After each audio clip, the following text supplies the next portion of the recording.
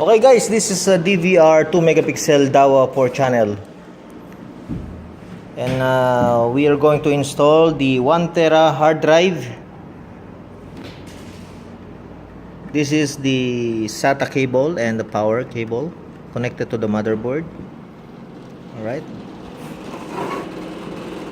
so it has a HDMI port, LAN port, VGA, USB, power, sound, in and out, and 4 channel.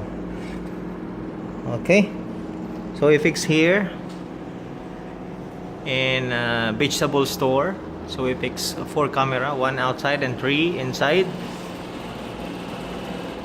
With me is Mr. Leo, and we're going to set up. Actually, we are done to installation of cables, so we're just going to test. Don't forget to subscribe and like and share this video. And if you have any question, just drop down a comment, and see you in the next video. Alright, by the way, this is the mouse. Yeah, this is the mouse and the 12 volts adapter. Goodbye.